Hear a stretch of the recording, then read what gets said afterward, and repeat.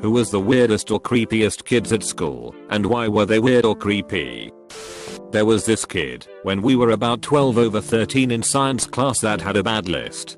He was your usual weird kid, quiet, didn't smell great, sat alone at lunch. Asked him what the list was one day. A list of people I need to punish was his response. I was so fucking nice to him after that.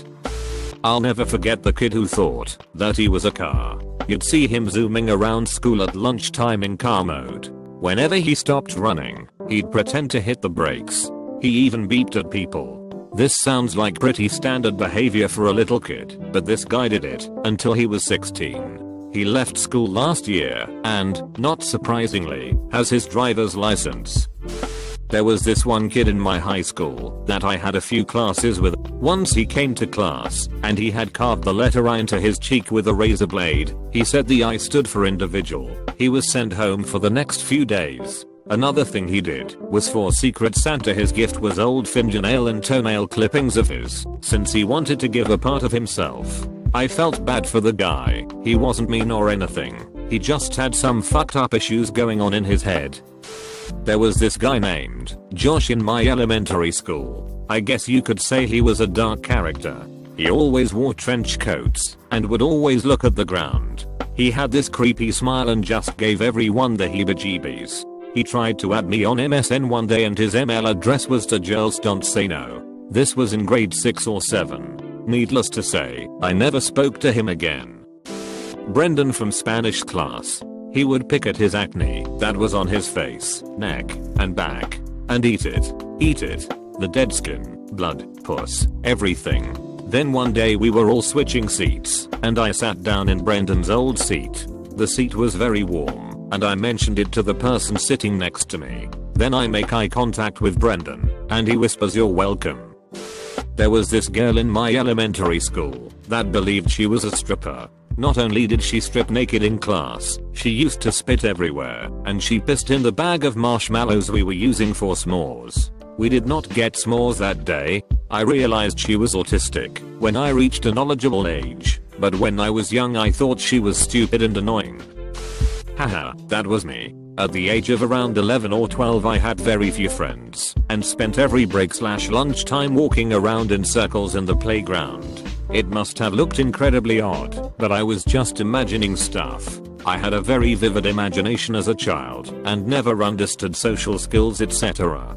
Didn't help that everyone in the town knew about my crappy home situation, so nobody wanted to have much to do with me. I was known as the ugly kid who walked in circles every single day. My parents were trying to get me into a class called Basic Skills. I thought it was because they wanted me to be better at math. A week ago, a friend I went to high school with told me that Basic Skills was designed to teach the creepy kids how to be normal. Thanks, Mom and Dad. There was this kid in my 11th grade class that had been homeschooled up until that year and was extremely socially awkward. In one class our teacher randomly paired us up, and we had to interview our partner and then make a poster educating others about them. Really stupid project, and I got paired up with this kid. During the interview he asked my favorite food, which at the time was chili cheese fries. Fast forward to next week, when the project is due and this guy shows up with a massive poster, shaped and decorated to look like a giant plate of chili cheese fries. Like a 5'x 5 foot cardboard cutout of cheese fries with glitter and 3D effects and everything, with my name written in huge letters across the top. I was horrified. My best friend and I were the weird creepy kids in my high school. We were the only two people who dressed goth in the entire school. Mind you, we went to school in a small rural town in Texas. Several students would avoid coming near me in the halls for fear I'd put a hex on them, thinking I practiced witchcraft. My friend experienced similar results from his attire as well. The reason? I was raped when I was a sophomore. I started wearing all black because it fit my mood when I was dealing with the aftermath. I'd tried talking about it to several friends, but given the fact it was a small football-oriented school and town and my attacker was one of the star players, I was treated worse than garbage by friend and classmate alike. I started dressing in ways that suited my moods and lo and behold, the town's first goth kid was created. My friend, pretty much my sole friend who didn't turn on me, noticed the effect that my dressing, That way had on the Southern Baptist populace. They avoided me like the plague and left me the hell alone. Back then, I was the only person in our school who knew he was gay. However, he was heavily bullied. So he adopted my general style of all black and became our school's second creepy goth kid. We enjoyed the results. Nobody messed with us anymore. We started adding pentagrams and weird symbols and the like to our wardrobes, which increased the effects. Occasionally one of the jocks would decide to bully my friend and I would walk up behind them, clutch one of my necklaces, and start chanting in gibberish. It usually resulted in the bully getting scared and running away. The teachers and administration never gave us crap for it because we were straighter students and were always sweet as can be in class. I think the majority of them understood that we were responding to a shitty situation and the only way we had. Way back in middle school there was this kid named Derek. He was brilliant, or it seemed so at the time with his schoolwork. He was on honor roll every semester. He was short and anorexic, and he never said a single word to anyone that was deemed social. One day I decided to talk to him, and we shared an interest in music and TV shows. I ended up going to his house one day after school and my god I never went back. His entire room was filled up with drawings of dead and lynched black people. All he could talk about was his hatred towards minorities. And it turned out his father was a part of the KKK. This was in Chicago, Illinois. There was this kid in my high school who always wore a leather jacket, stunk something fierce, mix of cigarettes and B.O. And he always had greasy black hair. Not sure if he just didn't shower or put grease in it to look cool. People called him Greased Lightning. He was generally a nice guy, but he was also known for having anger problems and flipping out at teachers and other students regularly. One day in art class my friend mocked him and called him Greased Lightning, and he jumped on my friend's back and stabbed him half a dozen times in the neck with a pencil. Don't worry, my friend is okay. Two stick out in my mind. One was a kid in high school. He had all the hallmarks of your standard issue socially awkward nerd, in that he couldn't relate to people his own age, had no idea how to blend into a crowd, and was quite smart. The problem was that he also had a temper and would fly off the handle when people teased him. After a while he became the target of the few very nasty bullies because they wanted to watch him flip out. He flipped out alright. He hit one of them in the face with his math textbook, spine first. Broke the bully's nose. This was right after the Springfield and Columbine shootings, so everyone was on edge around the kid, afraid he'd go over the line. He disappeared at the end of junior year, and we never saw him again. The second guy was in college. He was another stereotype, but this time it was the stereotype of the large drunk stupid redneck. Always spoke with a pronounced drawl, even though he grew up here in Portland. Had very conservative and loud opinions about anything, and most of it was a regurgitation of stuff from Fox News. He was also, sadly, a member of my fraternity. What made him creepy was when he got rejected by a girl in the journalism department. He took it very hard, but it soon became a victim complex with him. He thought everyone was out to get him. His MySpace tells you how long ago this was. Posts started to get weirder and weirder, talking about how people hated him, how frustrated he was, how he wanted to just make them stop. We grew concerned, started watching him closely. Then the shooting at Virginia Tech happened, and we realized that what he was posting was a sanitized version of what Sun Hui Cho had been writing/recording. We finally called in the college administration when he posted, and I'm quoting verbatim here, RV Mariah would make a great soundtrack to a shooting spree. It really inspires creativity. The college turned that over to the cops, who got a warrant and searched his house, confiscated several guns and a ton of ammo, plus several notebooks full of hate writings about the students there, drawn plans of the school showing shooting angles, and lists of people's names. He was held under a mental level for some time, but never charged with a crime. He really hadn't committed one yet. He moved to Arizona sometime after that, and I haven't heard of him since. This really weird kid came to our school when I was in grade 11. He was a year under me. He always walked with a lurch and was really loud spoken by nature, which didn't help since he always talked about the most fucked up stuff. He would always make Chewbacca noises too, and we was exceptionally good at it. You'd just be in class and you could faintly hear the grrrrrrnnnnrrrrnnn down the hall.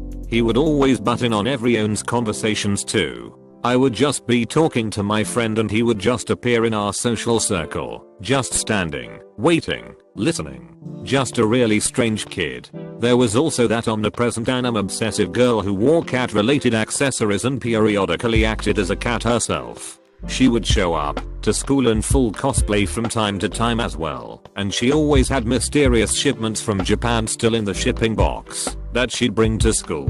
She was also very strange. There was a kid in my high school who had Asperger's and a long history of sexually harassing girls, touching himself behind them, stalking, sitting at the preppy girls' table at lunch because they didn't have the heart/spine to say no, raising his hand to ask completely irrelevant and/or morbid questions, and letting his bodily functions happen right in the middle of class while vociferously denying. It was him. Talented artist, though. I was the creep. In 3rd grade, 1997 for me, my parents bought me a hot pink and purple pencil case. Every day before school I made an effort to get there early, so I could spend some time on the playground and grass area. I would spend all of this time immersed in my obsession to collect as many ladybugs as possible, to put them, and nothing else, in my hot pink and purple pencil case.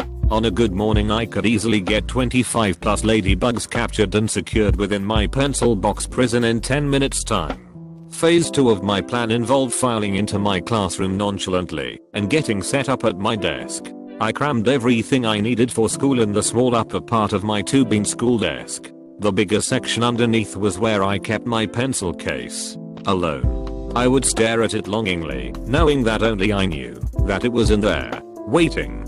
Phase 3 usually came very quickly after phase 1, as I have no self-control. I can't maintain my spaghetti over ladybugs. Boredom would set in. Or maybe it was a fleeting feeling of anxiety about my friends in the box. I would stealthily reach into my desk and open the pencil case.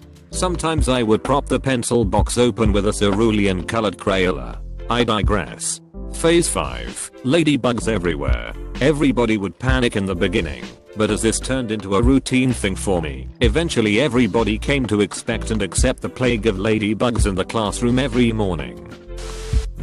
Ming had a lot of issues. Alert were temper based. Every single time you would see him in the hall, he would be power walking reading some manga comic not looking up once. Or he would be running down the halls puckering. That shit running along the walls. One time in my class he was upset he got a 92 and threw his desk across the room and it nailed a kid in the head. I miss Ming.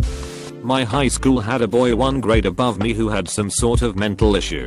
I only ever saw him in the cafeteria, so I don't know if they put him in regular or special classes, but he would constantly talk out loud to nobody in a variety of voices. No one ever sat with him. The bullies all just ignored him, and no one really discussed or acknowledged him. His chosen table was right next to the one my friends and I would congregate at, and I think I eventually decided he was reciting lines from some movie or TV show that I'd never seen. He approached me once to ask a question about a service dog I happened to have at the time, which startled the hell out of me because he'd never appeared to be actively looking at anyone, and I'd just figured he was content in his own world. It was a shock to realize he could vocalize his own thoughts and that he would do so voluntarily. I'm not sure he entirely understood my answer, though. On that note, I guess I was another weird kid because I was one of the disabled ones. Was fun. A former high school buddy of mine was pretty much known as the weird kid. He would come to school wearing a Lonsdale shirt. In my country, Lonsdale is usually worn by neo-Nazis. A Carol Canny pant, usually worn by wannabe gangster and actual gangsters, and traditional wooden shoes on his dirt bike without a jacket in the middle of the winter.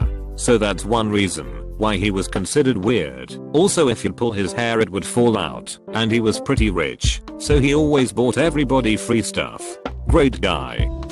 We had a nutcase at my school.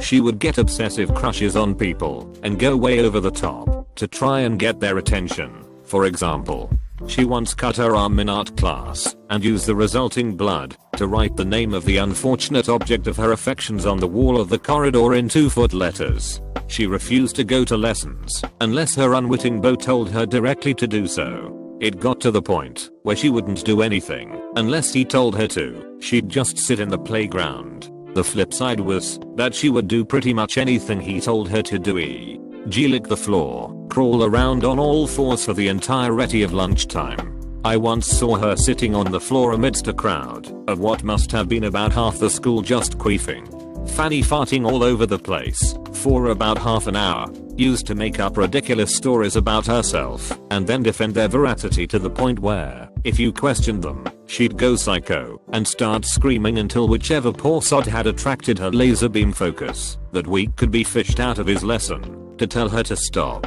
She was pregnant with Anakin Skywalker's baby, her invisible boyfriend lived in a tree, she was a lion, raw, she was a vampire, etc. Fucking batshit. When I was in high school, one of my friends, a 20-year-old junior that was extremely dirty and creepy, ate lunch and got a glob of mayonnaise on his cheek.